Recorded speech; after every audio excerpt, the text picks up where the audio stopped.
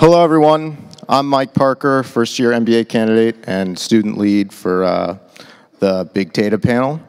We've got a great panel for you today. We've got David McIntosh from Ropes and Gray, Dean Oliver from ESPN, Jill Stelfox from Zebra Technologies, John Force from Live Analytics, and the panel will be moderated by Tom Davenport, professor at Babson College. The last 15 minutes will be designated for questions. If you have a question throughout, the way to ask it is to text to the contact 22333 and have a keyword Z data, that's the letter Z, or tweet to @poll, keyword Z data, to ask your question. Now I'll turn it over to Tom. Thanks, Mike. Thanks to everybody for coming. We're going to talk about that sexy but somewhat ambiguous term, big data, and how it applies to sports analytics. So, as Mike said, I'm Tom Davenport, professor. I have, can I say it, a new book out this week called Big Data at Work. Operators are standing by for your call. I sort of dabble in sports analytics, but I do have a report which I also finished this week. It's called Sports Analytics, The New Science of Winning, and you can get it it's sponsored by SAS. You can stop by their booth and they'll email it to you, or it's sas.com/sportsreport. But enough about me. Let me ask the panel, tell us a little bit about what you do beyond Mike's high-level introduction, and how does it relate to big data or not? Dean, you want to start? So I work obviously at ESPN. We're in sports, and frankly, we don't do a lot with big data. And as you said, it's a buzzword more than a defined thing for a long time. So I asked people really what it was, and usually it's based around the Facebook, the Google, the eBay collection of data about everybody that they have, which is what you like, what you consume, those kind of things, which is not necessarily sports data. Sports data is much more complex. There's intricate relationships among players, teammates. If you throw a pass, someone else is there to receive it. It's very complex. It's not necessarily individual. So for me, as I've evolved, my understanding of what big data is, there's kind of two classes. There's the volume of it. How much is there? And sports data, you can get fairly big, but nothing compared to the eBay, Facebook kind of thing, which I would call more broad data. It's very broad. It doesn't have a lot of deep data or complexity necessarily about the people in it. And then there's kind of deep data, which is sports data. There's a lot of depth to the information about a smaller group of people. There are common principles across them just dealing with the data, but that's my understanding. But you were saying earlier that one of the attributes of your data is it's kind of got a complex structure. Yep. And I don't know, my definition of big data has always been too big to fit on a single server, too unstructured to fit into a relational database, or too fast moving to fit into a traditional data warehouse. It would qualify, a lot of it would qualify by that criteria. Certainly right? The sport view data that's coming out for tracking players in the NBA, and as we get more of that in other, you're going to end up, too big to fit on a single server. Yeah. Without a doubt. Yeah. So Jill, you are sort of unequivocally in the big data biz, right? You want to say a little bit about Zebra and what you do there? Yeah, so Zebra Technologies has been around for decades, and we really turn physical information into digital information very quickly. So we came into sports a couple of years ago, and we do basically player tracking. So we put 2 tags on players, we put little tags in the flags, on the sticks, soon to be in the ball, and we track everything. These tags blink at 25 times a second, and we create micro movements. We deliver that data in a useful way in about 120 milliseconds from when something happens on the field to when it hits the server or the broadcast image to do embellishments or things like that for fans at home. So John, you're more on the business side. You want to tell us something about big data or the lack thereof in that context? So I oversee a group that's called Live Analytics that's part of Ticketmaster, and unlike a lot of what the conference is focused on, which is player analytics, we're all about fan analytics, really understanding everything, every interaction the fan is having with the team and what you can do with that. And we were debating where you cross over from a lot of data to truly big data, but we are sitting on lots of transactional data, which is sort of the foundation of who bought the ticket, trying to really understand everything about that person. Is this a good prospect for a season ticket? Is this a good person to do a discount offer to because they're not going to come to a lot of games? Where it starts to go, and that's a lot of data, but it's not, quote, big data. Where it starts to get big is when you start pulling all this engagement data in. So we send about 3 billion emails a year, and knowing how often they clicked, what they clicked on, starts to get bigger, though you can still put that in a database. Then you've got all the web data. So someone either anonymous or we identified them, I've got all their clickstream data. And that's where it starts to blow everything up. And then there's the user-generated content from mobile and social, which we also want to pull in. Frankly, we're not sure how we should pull it in, what we should do with it, but it gives you a very rich view of how avid a fan might be, how you might want to communicate with that fan. So that's, I guess, our hierarchy. Just one sort of clarification question. Do you guys separate out the sports-related transaction data, or is it just all in one big warehouse for, if I go to Rolling Stones concert, that's in the same yeah, so we have all the transactional stuff is in one place, and we can dedupe it and really understand who the fan is. That was a big investment just to figure that out.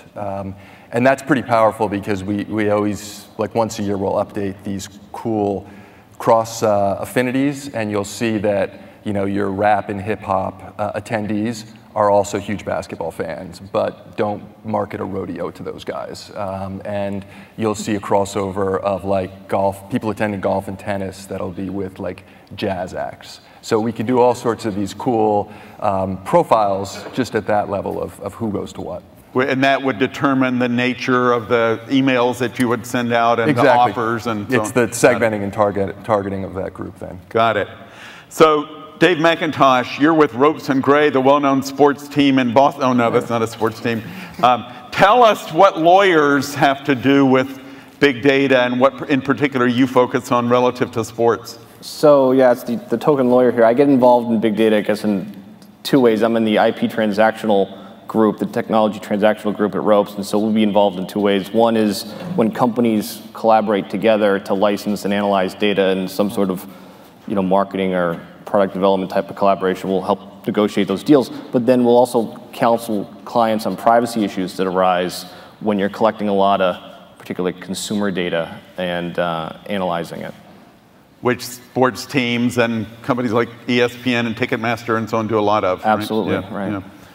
Yeah. So let's talk about some specific data types. I mean, Dean, you mentioned SportView data, which it comes from 6 cameras in every basketball arena across the land now.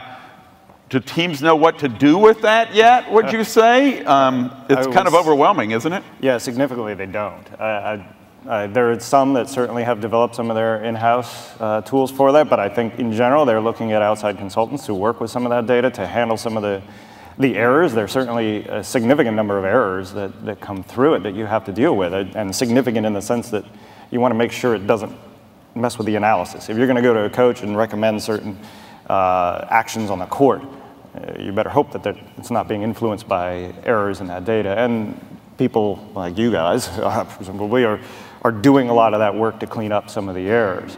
And so I know NBA teams are looking for a lot of that help and understanding that there's an investment in doing that, either in knowledge or dollars, however you want to do it. Yeah. Are there a whole class of consultants who can help you analyze video data now? Growing. Yes, I think it's growing. Yes. Really? Yeah. Career opportunity here, I suspect, for anybody in the audience. Yes.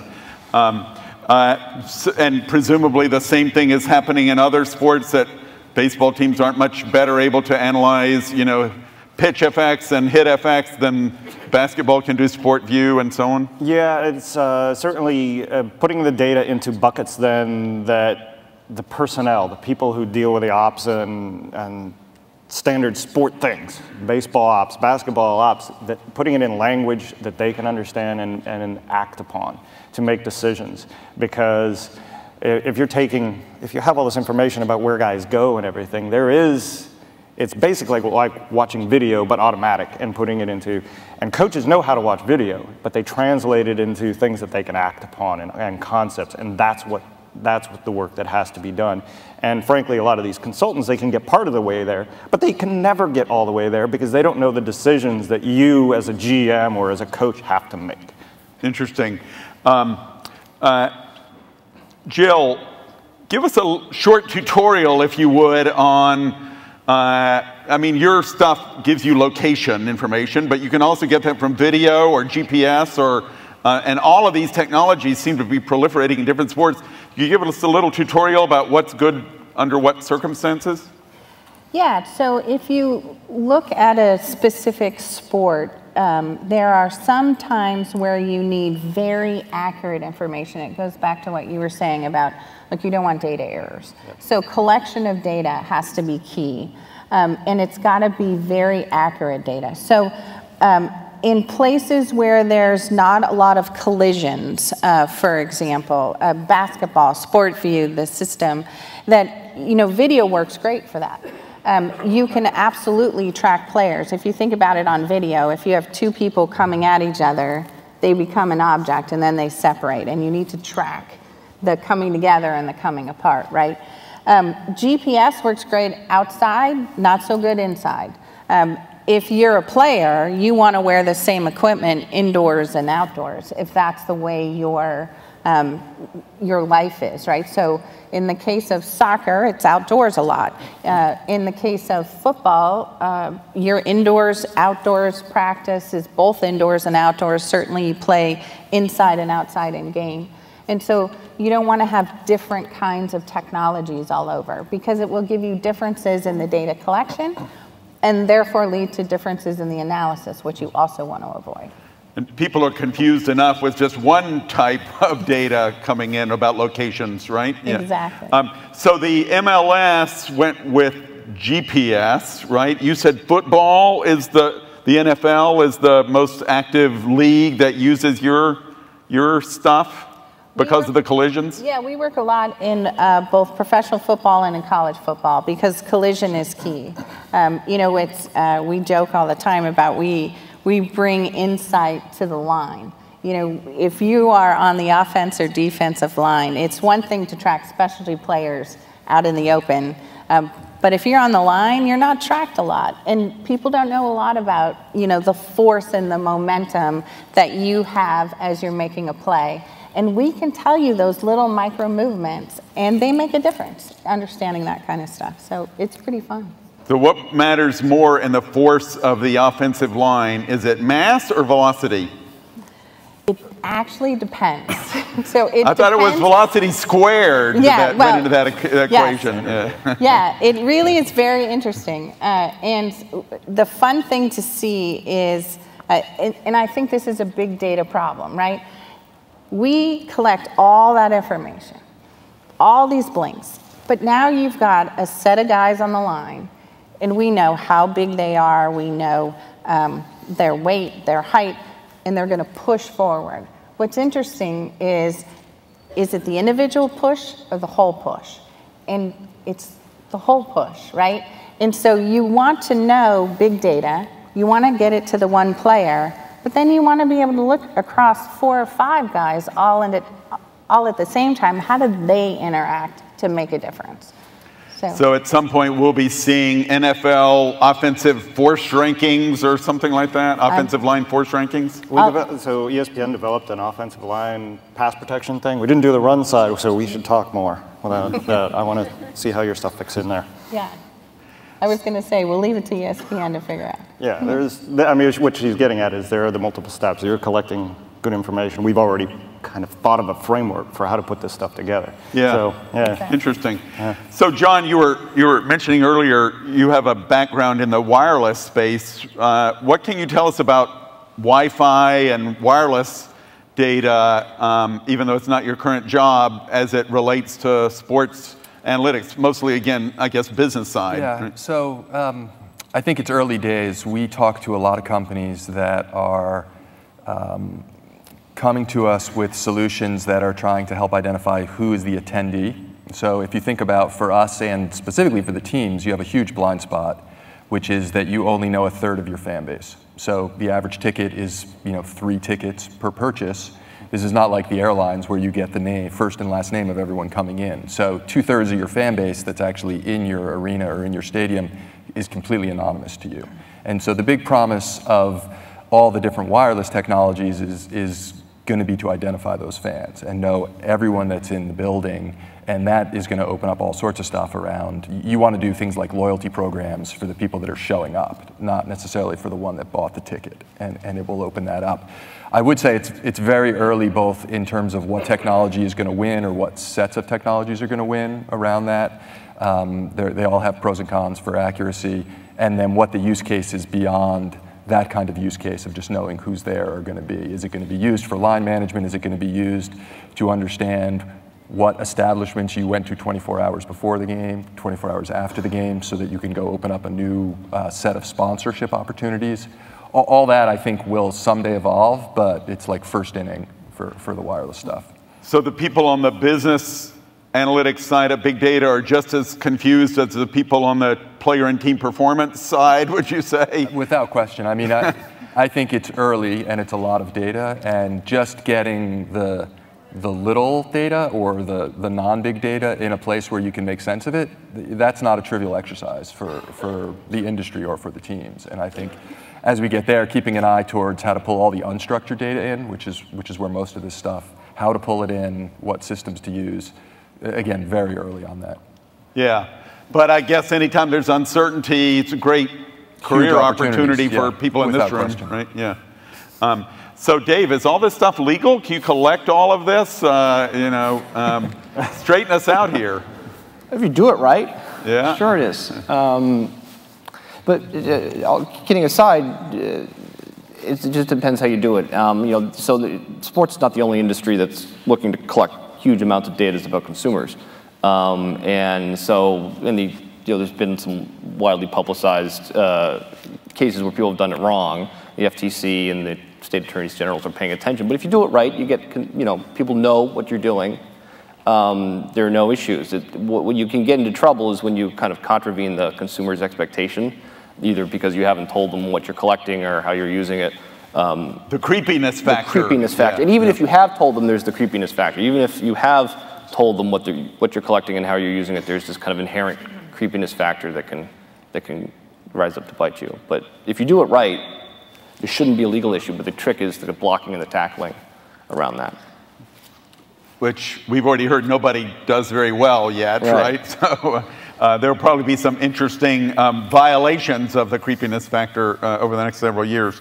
So, I mean, given all this explosion of data, I saw, when I was doing this report, I saw a great quote, I think, from a senior White Sox executive who had seen some of the, I think it was Pitch FX or Hit FX, something, the video data in baseball, and the comment was, oh my God, what are we going to do with all this data?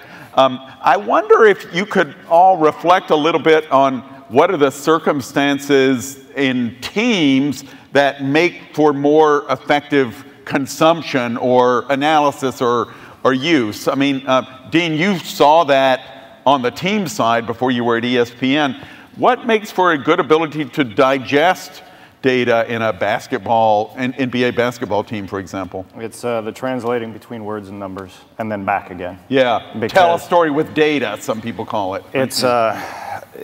It's hard because there are questions that coaches and GMs talk about. They talk about a player being soft, or how do you translate that into numbers that you can analyze? You can translate it probably 20 different ways. And maybe one of those ways is going to support the affirmation that he's soft, but is that something you can manage? So, but a lot of that is binning it or collecting it, analyzing it in such a way so that you know what soft is, and hopefully you've eliminated other ways of defining soft. And then it still then feeds into the question, are you going to draft that player, for instance? Those kind of, there's a lot of steps along the ways to really get there, though. Yeah. Would you, if you were, I don't know, the owner of an NBA team, would you hire somebody who's really good at analytics or somebody who's really good at communicating with carbon-based life forms? I think a good sports analytics person does both of those. Yeah. I've laid this out actually a few times before. A good sports analytics person needs to know data, needs to know statistics, needs to know programming, needs to know sports, and needs to know how to communicate. And all 5 of those things together, that's a hard combination. Particularly when we're talking about an explosion of data types now, Yes. right? The analytics don't change all that much, but the data changes hugely. It's getting more granular all the time, and you have to understand how that translates into the numbers, back and forth between the words and the numbers. What do you think, Jill? What makes for a good Zebra customer? I think we find ourselves often in rooms with coaches, with the sports analytics folks, and you really have to create this trusted partnership because there is today so much data being generated, but the value of it is huge. If you can really get the analytics down about what does make an impact in your game, and I think it's so new in sports, the amount of data and the kinds of data that you can capture, it's so new in sports that it really takes a group of people. And so we find ourselves sitting with coaches, with trainers, with the folks that are using this information saying, well, here's a pattern that we as sort of data collection geeks see, and here's what we think it could mean, but let's talk about that, right? And turning that into a conversation of, is it meaningful or not? I'll tell you what's really meaningful is the data over time.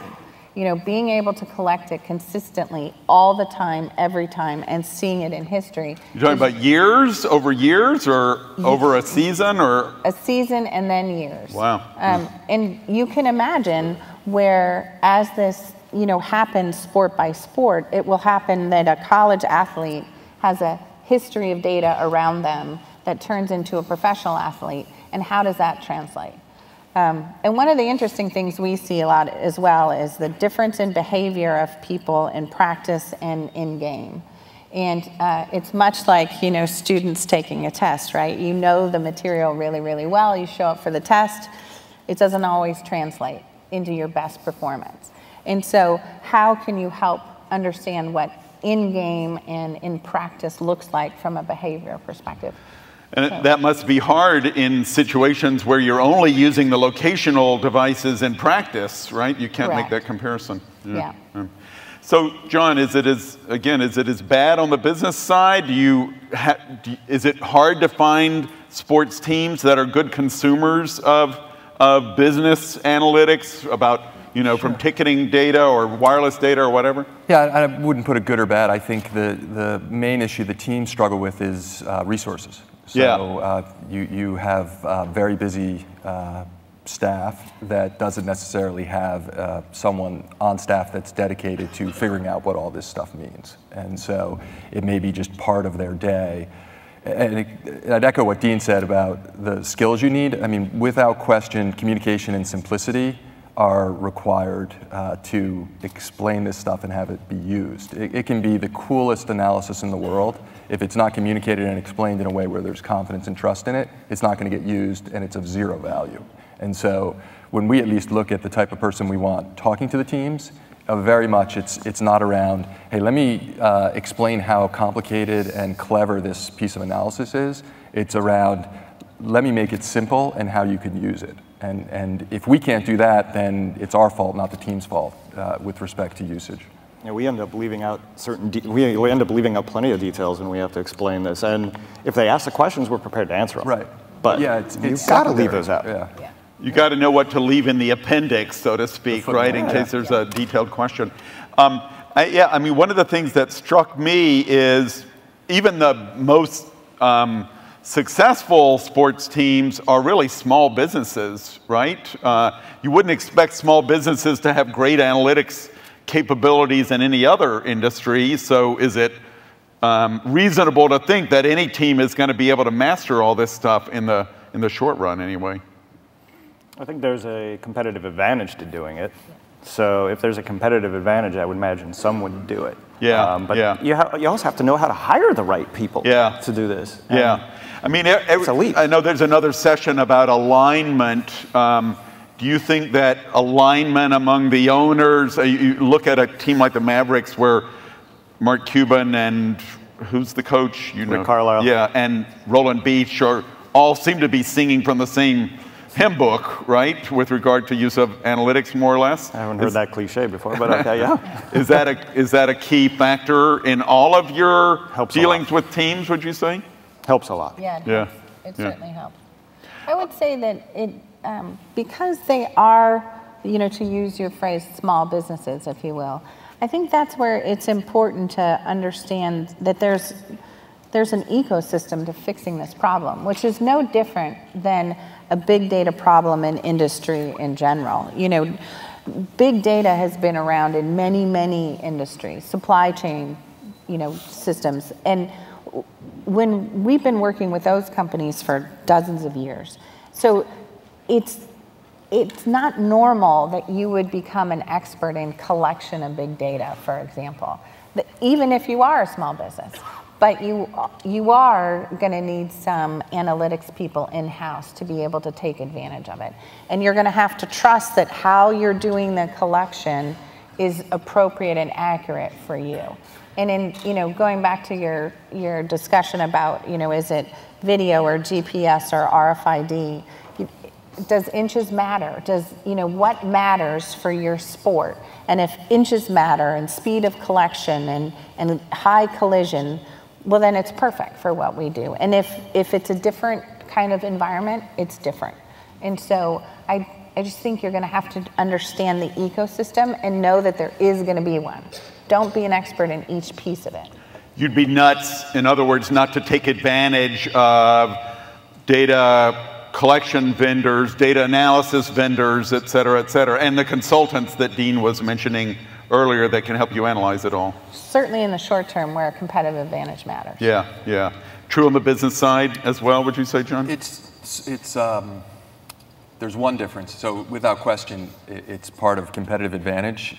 It's not kept close to the vest on the business side like it would be on player eval, draft. I mean, no one's going to share some great algorithm with another team. However, every team has an incentive that the other teams in the league are healthy, have a good fan base, are selling tickets appropriately. So we actually benefit a little bit that you can have the league and we can play a role of sharing those best practices because they aren't trying to keep those kind of things secret. If variable pricing is a good example or dynamic pricing, if a team's doing it and it's working, they're going to tell the other teams. And so it's actually in some ways a nicer position to be in because more sharing of they're not competing on those kind of business type things like they would with who am I going to draft or how good is this player? Yeah. Would all of you say that it's a good thing when a league steps up and says, okay, we're going to mandate the use of this Sport View in basketball? You probably don't agree with the technology choice, Jill, but the Adidas thing in the MLS, does that help? I guess you mentioned, I think, StubHub earlier as something that moved baseball when the Giants did it into more dynamic pricing. Is it good when the league steps up? So you had me until you said mandate. I think the league plays an incredibly important role where it makes sense and that sharing and when there's economies of scale of collecting the data in the same way across all the teams, that's great. And to your point about the small business issue, that's where the league can come in and it can pool across all the teams and make sense of these kind of things. When it's forced on teams, like you can't use another solution, then that falls apart. But I think that's rarely what the league is doing. And I guess it would vary whether it was a kind of a you would, as Jill was saying, you wouldn't want 10 different solutions to gathering video or location data or whatever within a league, right? So the more infrastructural, the more sense it makes for the league to do a broad deal. I think you have to, when you talk about players, and in-game kinds of things, I think by default you're talking about a league level decision to do something, because it's just too complex to have different, you show up in Indianapolis and you're going to wear one thing, and then you show up at the Niners, you're going to wear something else. I mean, it's just not going to happen. And already you can see this sort of collision amongst how much stuff are you going to put on a player, right? You're going to put tracking devices, and you're going to put heart monitors, and you're going to put temperature stuff and collision stuff, and right, and it almost gets to this concept of the American soldier, right? And we weigh him down with 120 pounds worth of stuff and say, get out there. I think it's kind of tough. Got to be good for conditioning, though, yeah, right? It would be great for that. But I think it's going to be tough. And so I think this idea of, the same kind of technology advancements that happened in the corporate world are going to come to sports, where, the idea of one tag and one piece of equipment on a player that sends everything back, and it does multiple things. This idea that you're going to have different equipment in different places. It's not going to work in the long run. It's just too much to ask players to do, and it's too confusing for consistency of data to roll out league-wide. Yeah, but that's more on the data collection side. You wouldn't recommend a broad league-wide approach to analyzing the data. No, I think that's very custom. Yeah. And no matter what you do, and Dean, you talked about this, right? No matter what you do about data collection and data analysis, the gut feel of coaching staffs and trainers about what these athletes are doing, it will never change. That will be a huge part of this. What we do helps them make decisions better, faster, but it's not the decision, which I think is key. And more the data can talk to the guys doing the gut, and the gut can talk to the data. And more that interaction happens, the better you're going to use that data. Yeah. And I think just want to add on the league thing, I think it's important that they are the ones collecting the data. And I think perhaps even going a step farther to make sure that the data is clean. But yeah, going beyond that, I don't think it makes any sense. Yeah. So we were talking about ecosystem before, Dave. Should a lawyer be part of every team's ecosystem in terms of, how much can we do with this data? Do we really own it? Are we going to have a breach, et cetera, et cetera? Well, in the last piece, yeah, but that's kind of obvious. First, as far as counseling people about, you're like no other business, like every other business, in that when you're creating profiles of consumers, like I get back to that again, yeah, you should be talking to lawyers about how you do that. Because even if it's just your season ticket holders, say, or something like that? Sure, because you want to make sure you're doing it, and particularly when you're doing things different than you used to do them. When you're kind of have a new marketing initiative, you've been collecting data in a certain way, now you want to change what you're doing with it. You certainly want to talk to lawyers when you set up your program to begin with to give yourself some flexibility. Then when companies and sports teams are no different than this, when they change their practices with respect to marketing or use of consumer fan data, that's when you can run into privacy-related issues, and it's worth talking to lawyers about. On the player performance side, no, there's at the pro levels in particular, every athlete is there trying to get that data, and so it's all collected under the collective bargaining agreements. They all consent to the use of the data. Yep. Maybe if you're gathering information about minors, in high schools and whatnot, you might be think about it, talking to lawyers, but certainly at the pro levels, no. So Daryl Morey, I think, has gone on record as saying that if you want competitive advantage from analytics, you have to have some proprietary data, some data that other teams don't have. And we've been talking about, league-wide big data agreements, et cetera. I don't know, Daryl wrong? Are there areas where you can still gather data that are outside of what we've been talking about? I think Daryl sometimes just blows smoke to see if people will chase it a little bit. He wants them to waste their efforts on gathering proprietary data while he uses the There is some truth to it, but yeah, there's huge value to analyzing the data the right way, of course, too. The same data can be analyzed a lot of different ways and in greater depth, and to make the right decision. As I say, if you translate the numbers to the wrong question, yeah, that's not helping you. Yeah. So. Yeah, I mean, all teams are getting, if you count video, exabytes of data these days, or at least, petabytes. Do we need to go off and chase some proprietary stuff that nobody else would have? I think it's a matter. There's always additional data that you do want. Between want and need is a fine line sometimes. Yeah, so. Yeah. I don't know. I think Daryl had an army of interns, coding different players' behavior and that sort of thing. Yeah. Any of the rest of you have any feelings about that? How about on the business side, John? You need any proprietary data? I mean, each team has its own first-party information that they've collected about the fan base. Again, I think if they find that, hey, when I do my annual or monthly survey to my season ticket holders, and this question seems to be the strongest correlation to whether they're going to renew or not, they're actually going to share that with the other teams.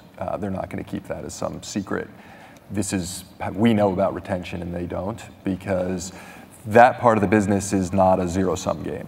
That part of the business, each team's health helps the other teams around all of it. I think the proprietary data, it's all about what's the question you're trying to answer, and then working backward and saying, what data do I have? Do I need to fill in the gaps and go collect that myself, independent of what I can get out of a consortium or what already exists?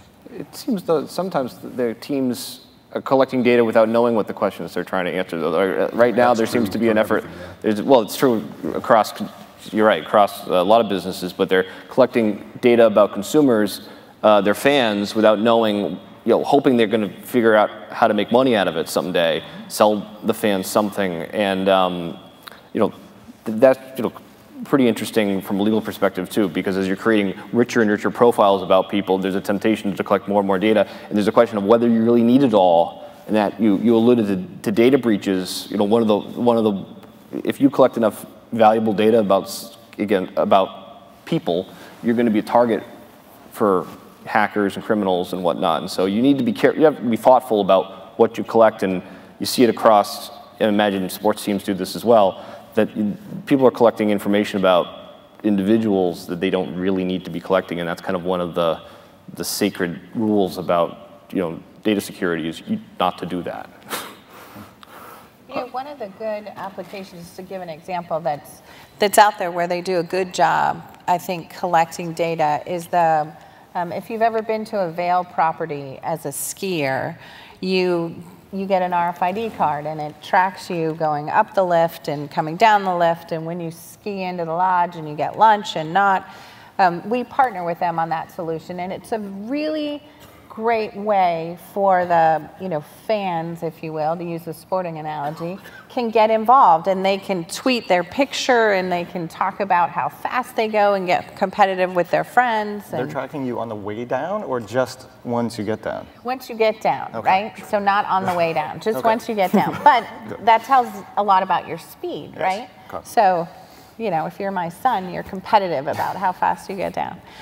So it's a pretty interesting application. But what that's done from a business side for them is really help them understand how people move through their venue. What does lunchtime look like? What happens on a snowy day? How do people behave differently at amounts of snow falling? And they really have been able to take because they literally know who every skier is. But they take that and get very generic about how they use it, and it's been a really good operational study for them. And they've been doing it for years, and it's great. Well, and aren't a lot of teams starting to do similar kinds of things with Wi-Fi data? If you wire up your arena, or your field or whatever, you could start. I mean, I know in stores you can identify unique addresses and track them. And I guess if you got opt-ins, you could connect them to individuals, right? Absolutely. I don't know, maybe this is for Yeah. John, since Yeah. he was in the wireless biz before. So I don't think anyone's there yet, Yeah. but I think when new stadiums come in, there's an opportunity or new arenas to wire it so that it can take advantage of those things. And so as each new facility is built, I think that becomes the new standard for what's possible around that. No one's doing it yet to what you're describing. Everyone has their eyes on it, and it's like a holy grail around the collection. The specific use cases, I think, are still a little bit undefined. Is it that I can order food from my seat, or is it that it's going to tell me as I walk past this stand, hey, here's $5 off this hat? It's not clear what the killer app's going to be of knowing all that stuff yet inside the arena. Yeah, you could do it for customer service. I think the New England Patriots used to survey customers on how, particularly women, on how long they spent in restroom lines, but you could do that with Wi-Fi data from smartphones too, I suppose. Huh? I don't know. Starts to get a little creepy, but The real question is, are they going to fix the line? yeah, exactly. Just They 'cause they do know have I'm in. Wi-Fi that tells you where's the shortest wait Yeah, to go exactly. for restrooms, which I think is pretty impressive.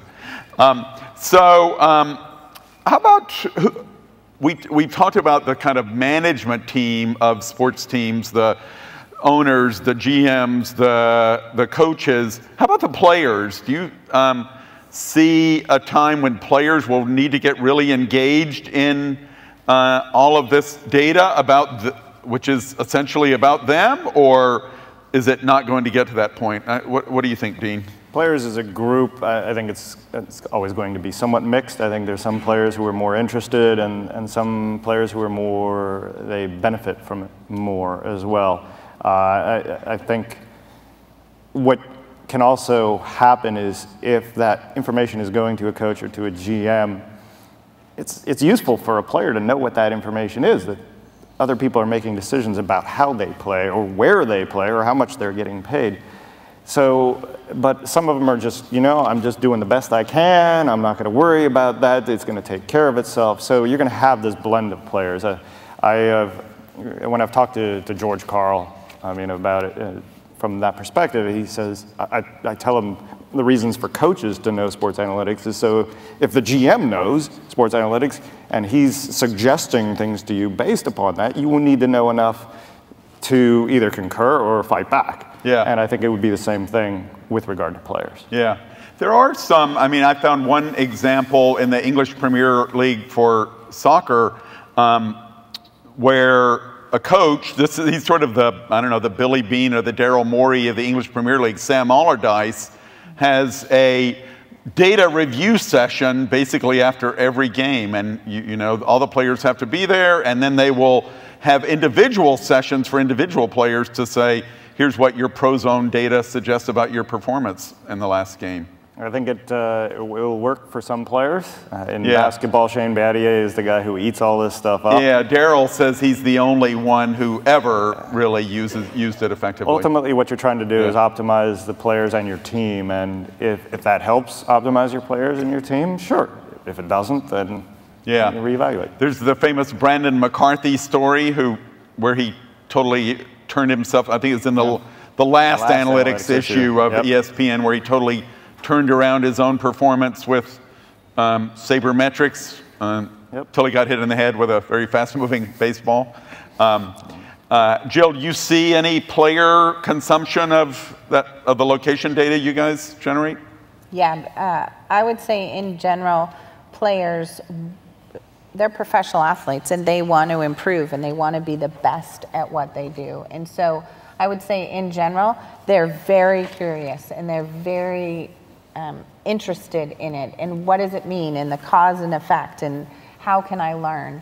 And then there are some that are, maybe less interested today, and I think that there's a spectrum. I will say though, it's coming. It's coming in every sport, everywhere, and it will be part of what being a professional athlete means is understanding data analytics. just is going to be out there. And there's different levels of complexity with that data analytics that some are going to want to understand as well, I think. I agree. It's got to be really simple. Yeah, it does. Right? Yeah. It's got to be simple and visually attractive to understand.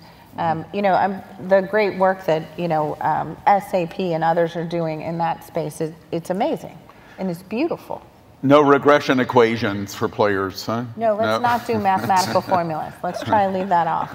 Yeah. Not even force equals mass times velocity squared, or so some interesting questions here. We have this challenge, I think, in all professional sports and in college as well. How does big data affect how teams market their product to casual fans, considering how comfortable it is to watch on that big screen at home? So I think there's two flavors of that. There's to your point, the casual fan who might go to 1 or 2 events a year. There I think what big data can help with is how that fan likes to be communicated to, what's the right mechanism, how to make it a very relevant, personalized conversation about, hey, knowing that they really like when this opposing team comes to town, or they really like going to that 4 p.m. Saturday time when the kids can go and it's not so late when the game ends, and there may be only a few of those, and hitting them with that communication when they're in the decision mindset. For the TV thing, I think, is actually a bigger risk to the season ticket base, because that's a big time commitment to go, and you can start to trade off that time. And that one's really about just using big data around knowing that season ticket holder and the experience and the access and the things you can give them beyond just the attendance that they'll value. So what events did we do seem to really correlate and tie well to retention and active engagement? They went pre-draft when the coach talked, and so let's blow out that event specifically. But it's trying to get that feedback loop of what engagements do and don't work. I actually think this whole player tracking environment really can help the issue of what happens in game. And you can bring enhancements to fans in the stadium so quick doing player tracking that would be unique and different. I'll give you one example. What if you could have at a Lions game the Reggie Bush cam? And because Reggie Bush is wearing something trackable, you've got a camera on him all the time, and in the stadium, if that's your guy, you can see that all the time. And so those kind of personal interactions are coming for fans, and in that case, it'll work better in stadium than it will at home. What do you think, Dean? I mean, you guys, I guess, are partly responsible for making it a more comfortable experience at home, and you're constantly adding more data and analysis to your broadcasts, right? So we certainly believe in the intelligence of the sports fan. We don't want to underestimate that. I mean, we think that there is a lot of interest in doing this, that fans are craving more intelligent insight in general, whether that is expressed explicitly through numbers or just through better insight. We think sports fans do like that. They want the people on TV to sound like experts, and if this is giving them more information to be experts, then I think we're trying to do that. That's a constant mission of ours. So in a way, you're sort of doing battle with the teams of, can we create a better broadcast experience versus the in-game, in-arena experience? I don't think it is necessarily a battle. I think there will be things, as Jill was saying, that are better in arena, and there are some things that are going to be better on TV. I think in arena, you're not going to be hearing necessarily the analysts spelling a lot of these stories out that are based upon this, but it can be up on the board, or you could do a little show based upon what's coming out of the SportView data and let's project this sort of thing. There are things that are more suited to TV and more suited to in-arena thing, and I don't necessarily think it's a battle. Yeah, but they're not going to have Nate Silver at the game talking over. Maybe that's coming. Who knows? Maybe that's something they want to go to. Interesting. There's an interesting question here about data accuracy, and this is fortunately, unfortunately, Jill, directed at you. You said something about data accuracy. Do you submit your devices for independent validation of data accuracy?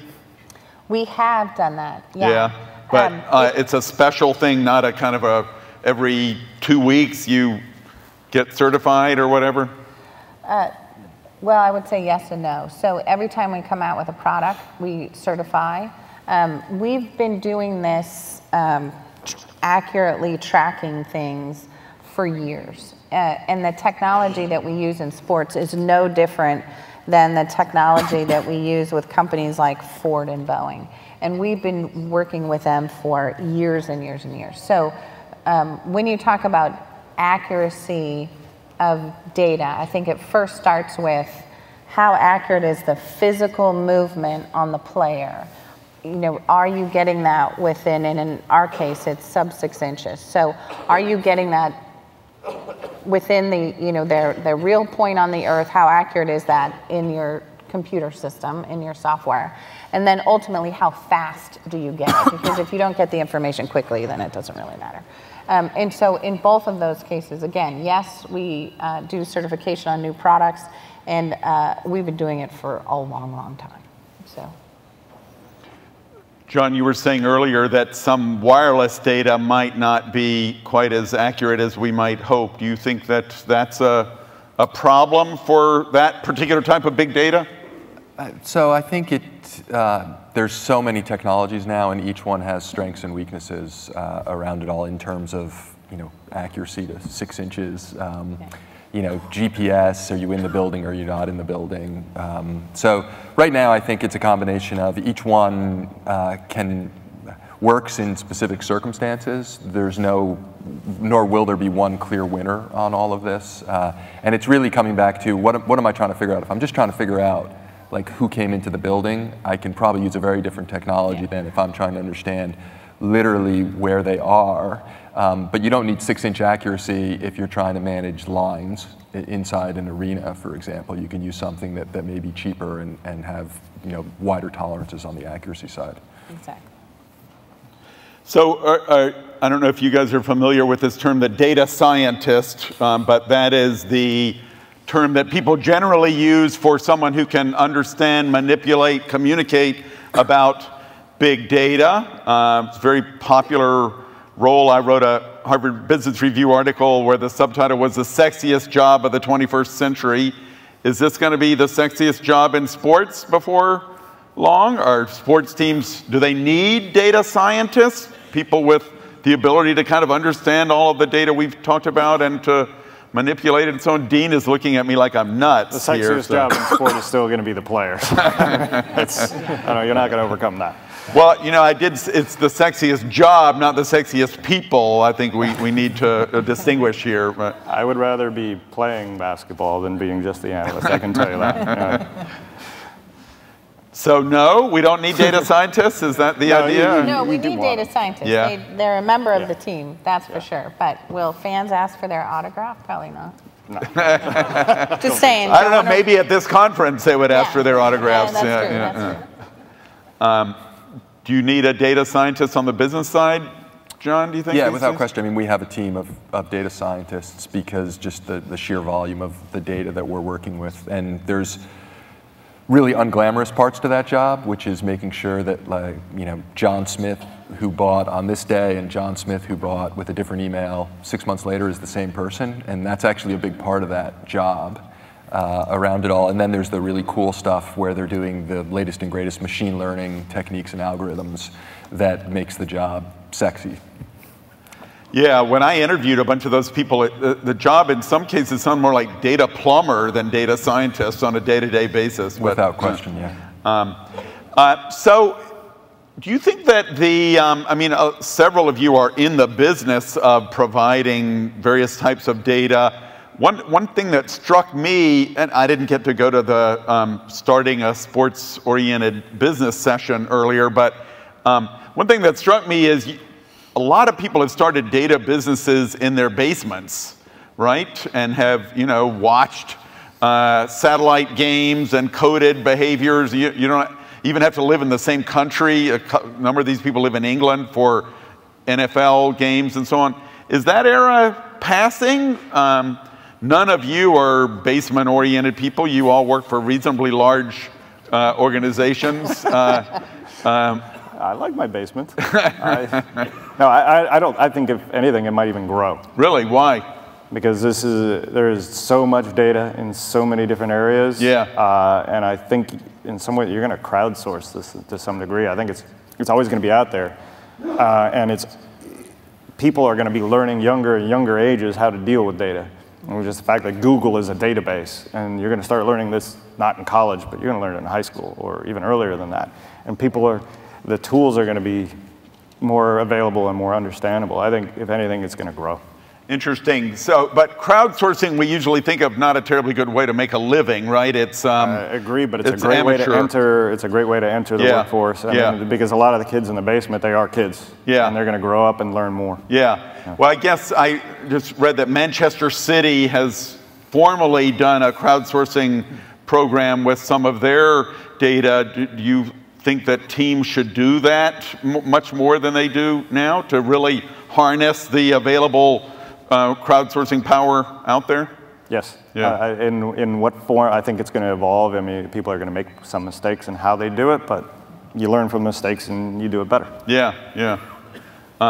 What do you think, Jill? Should people crowdsource their location data for analysis? I actually think it's a great idea. I would also agree that there are, and I think it will grow, there are just so many people that understand data and are a fan of a particular team or a particular sport, and they really, really understand it. And as you talked about the 5 things you need to be good, you know, those guys might be in the basement, right? And we get contacted, I would say we probably get 5 or 6 of those kinds of, you know, 3-4 man teams coming to us every week about, can you help us solve this problem? Can you get this kind of data? So I just think it's going to be more and more. And crowdsourcing is a great idea for that. But probably we're not going to see crowdsourcing of loyal customer data, John, or? Well, yes and no. I mean, I think to David's point where the teams will just collect stuff and not know what to do with it, one of the ways that if you can keep it anonymized and you can get past the proprietary, you know, release the right amount of data, you just put it out there. And what you find are these people in a basement with, you know, open source tools, figure out all sorts of cool analysis that can be done on that. Easier to do on the sort of traditional player side than you would be able to do on the fan side. But you could release the data in a certain form where it just, freeing the data leads to applications people can't even think of. Yeah. And I think that's why you're going to have more, not less, people on the basement. I don't think it'll be on the fan business side. It could be. I think it'll be much more on some new variable that a guy came up with that really predicts the plus minus of this player because the data was made more available to everyone. Of course, Dave, you said data wants to be free. Is there a limit to that? Or? Well, I was going to say you have to make a decision about what you want to keep proprietary and what you want to open up to the public, and that's always one of the most difficult decisions because you have to weigh the bird in the hand versus I have this, no one else has this. What is it worth to me as a secret versus what is the potential worth if I make it available and let people play with it and do, you know, interesting analytics that I haven't thought of. So that's always kind of a barrier to doing that, is that kind of fear that, well, I can make it publicly available and get nothing back. But you know, so that's the first decision you always have to make. And you know, information does want to be secret. Once it's out, it's out. You can never revoke that. So it needs to be, you know, carefully considered. But crowdsourcing has been been very successful in a lot of different venues. I don't know why it wouldn't be successful for sports analytics too.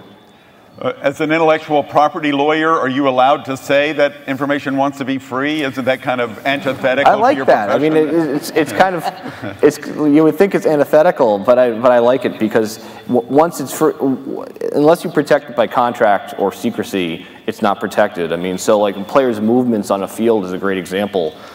They're out there, and you know, with the exception of some hot news cases that were legally interesting to me and probably to no one else, that's information that is free.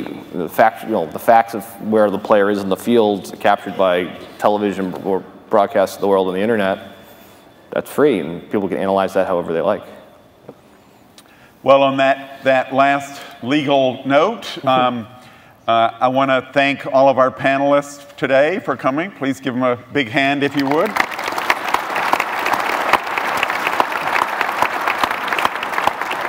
And we are out of time. Thanks a lot.